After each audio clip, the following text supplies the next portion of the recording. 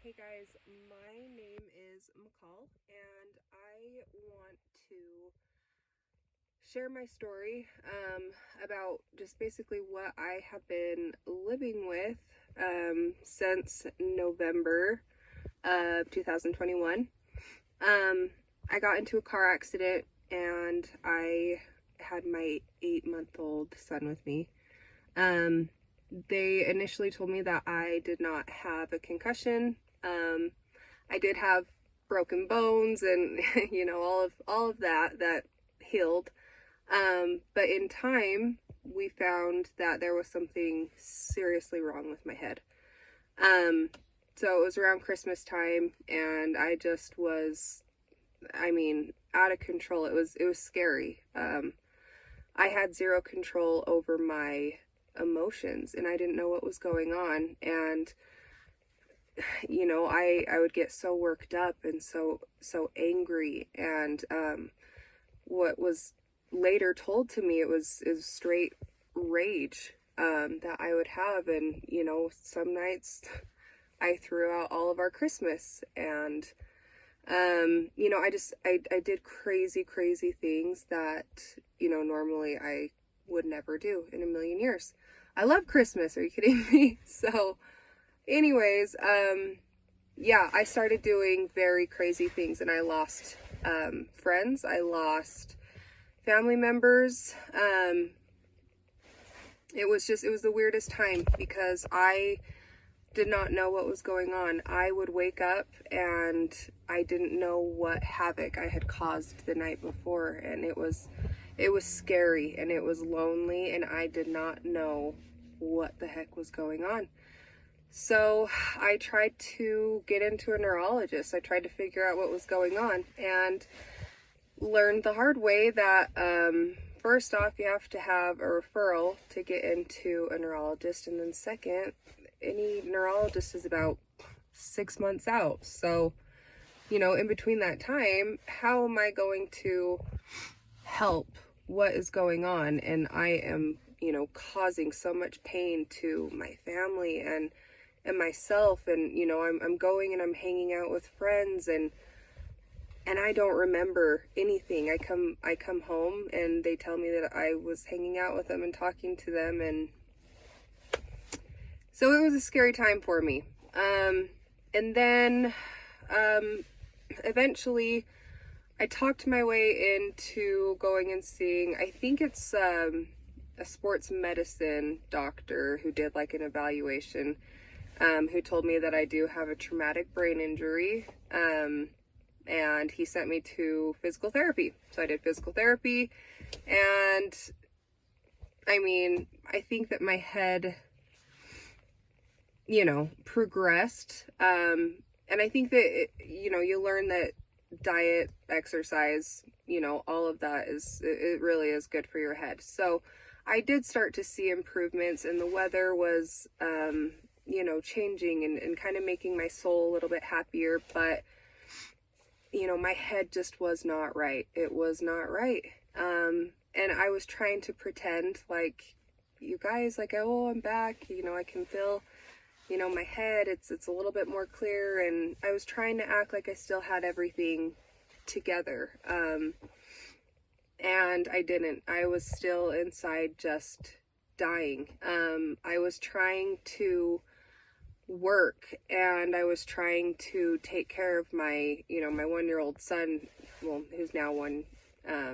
He's running, he's doing everything, but I'm doing everything trying to keep him alive, and then at the same time I'm battling my head, and it's a scary place to be in when you can't even trust your own thoughts.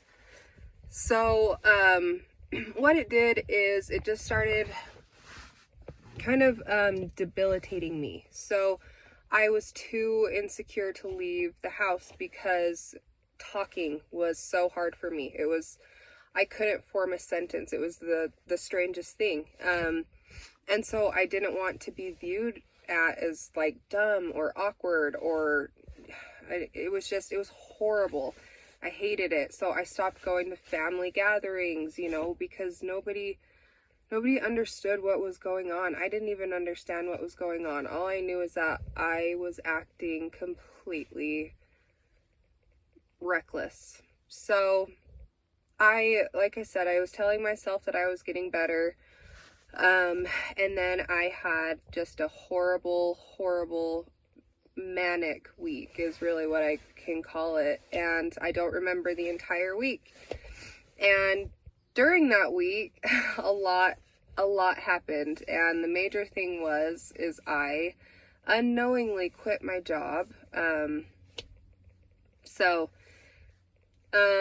I tried to tell my boss, how do you explain a head injury? How do you explain this behavior? And then, nobody understands it because, well, that accident happened back in November, and now it's what, May? So, your head should be better by now. And so I'm getting told that I'm using it as an excuse when they have no idea that secretly I am just slowly dying inside. Truly. So I had nobody to talk to. I was so alone in this. I felt like I was an idiot. Like I couldn't even function. So daily I was having panic attacks. I would not leave the house because I would just absolutely panic, and it was so debilitating and so lonely, and I just couldn't do it. And those thoughts, like I've never had them before. Truly, I've never had them. And you just start telling yourself just scary things, and these head injuries, gosh, I don't know. We just need to have so much more awareness brought to them, because from the beginning, I needed help just being put in the right direction. And, luckily, I prayed, my family prayed, not to bring, too much religion into it, but what are you left to do? You are on an island and you are scared by yourself. And, my husband doesn't know what to do, and my family doesn't know what to do. And so you just pray for a miracle. And that's when I was introduced to ketamine. So because of my unemployment, I was put in front of an old friend that I grew up with, Corey.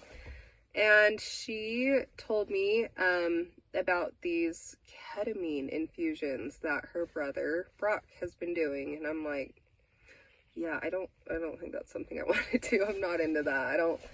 I don't like the psychedelic stuff, and I don't know. But the more that I kept, hearing about it, and the ways that it was helping, just like anxiety and, depression and different things. And so of course you're watching all the YouTube videos, and she's like, can I just have Brock call you? And so, Brock gives me a call, and we talk for like 3 hours, I swear. Not really, but I just wanted to hear like everything that he was saying, because he was just asking me, just questions outright, like, why, what is holding you back? Like, why won't you leave? What is this doing to you? And I just, would say, I don't leave my house. I feel like I'm going to look like I am not intelligent because I can't talk. I can't form a sentence. I can't think of the word fast enough. And anyways, he started explaining it to me, and I'm just like, I was at the point where it was my lowest, and I thought, I will give anything a try. So, yeah, that is when I had my first session, and it was not anything like I expected. Boy, was it not. But holy crap, that was exactly what I needed. And these people were put in my life for a reason, because I just did not know that there were other people out there that had them. So from the beginning, I talk to a therapist who, I believe she comes from Harvard, and she is incredible.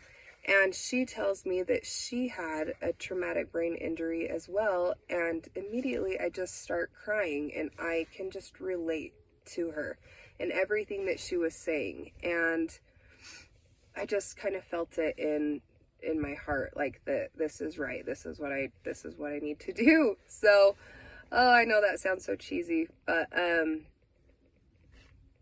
I went in open-hearted, and it was a scary experience, but like the coolest experience, because you are just so relaxed and comfortable, and it's just, you don't know how to explain the feeling, but it's not scary. It's none of it is like, I was never scared. And then you have, you know, the therapist there and the nurse in there to guide you and to, I mean, get whatever is weighing you down, and just your subconscious, whatever is holding you down and giving you these thoughts and these feelings and this anxiety. And I kid you not, I could just feel it just working through my body, and it just seemed like it was just wham bam thank you ma'am. It was really quick, and I was sick as crap. And the nurse told me this has only happened to her 2 other times, and it was when they both processed something huge. Did not know what that meant, but okay. So I go home. I wake up the next morning, and my mom is asking me, you know, do you have that euphoric feeling? And I was like, no, I have a headache. I have a headache.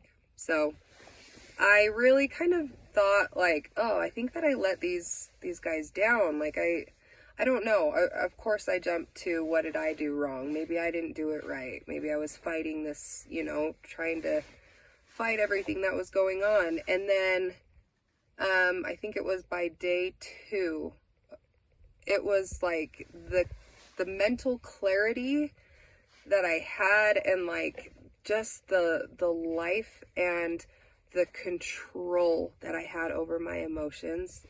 That was the biggest thing for me. I don't know the last time that I could hear my son like cry, and this, I can't even say this without feeling so guilty, but my son would cry and it would send me into a panic attack. And if I just felt a little bit of anxiety, it would send me into visibly shaking. And I mean, it was debilitating. It was awful. And slowly I started noticing those changes. And I said to my husband eventually, sorry, this lighting is really crazy. I said to my husband that it has been 2 days and I have not had a panic attack. And that was like, so that was the first sign. And then just slowly, like, my life slowed down. Because I always felt like I had to be on the go.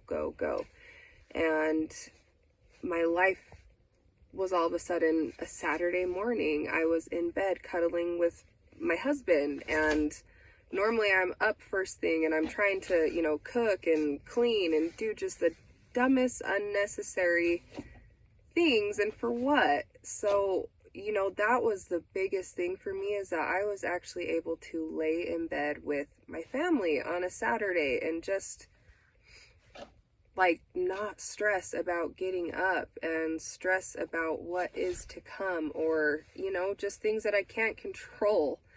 So, I mean, honestly, this has changed my life wholeheartedly. I mean that. I tried so many things, so many things. I mean, you try medications, you try the natural, you know, but my head was going down such a dark path, and doctors weren't giving me answers. You know, nobody knows what to tell you because everyone's head injury is so different. But I think it's just kind of a load of crap, because people with these head injuries, they need help, and they need to know that they are not alone. It's a horrible, horrible place to be in your head, and then you're thinking, can I even trust my own thoughts? And I made the mistake a couple of times of trusting my head when it was not in a good place. And I quit my job and did just the craziest things. So anyways, I honestly feel like, I mean, it was 2 days. And every single person that I talked to on the phone said, oh my gosh, you sound so much better.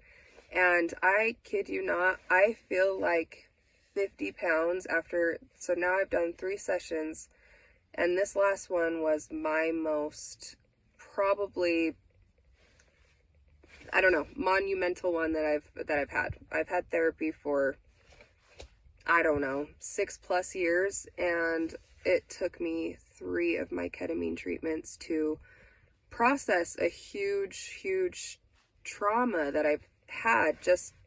And it's just so simple. It was just my first marriage, and I've never mourned just the end of that. And it was something so simple as me figuring that out in a single treatment, and I just cried, and that was it. And I'm not kidding you, I feel so much lighter. And this all just sounds way too good to be true. And you know, when Brock was telling me about it, and you know, he doesn't try and sell you on it, but how can you not tell just, you know, these success stories? And it's been cool, because from the beginning it hasn't been anything about like money. It hasn't been pressure with that. It is just people wanting to genuinely help you. And it has been, I am not kidding you, the best experience, and it 1,000,000% saved my life. I mean that. It did.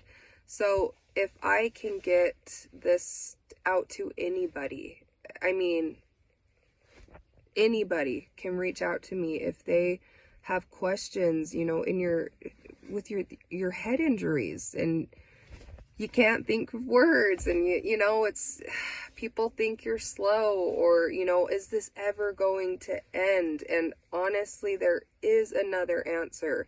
You don't have to take 1,000,000 medications, or you don't have to be labeled with these, you know, different diagnoses.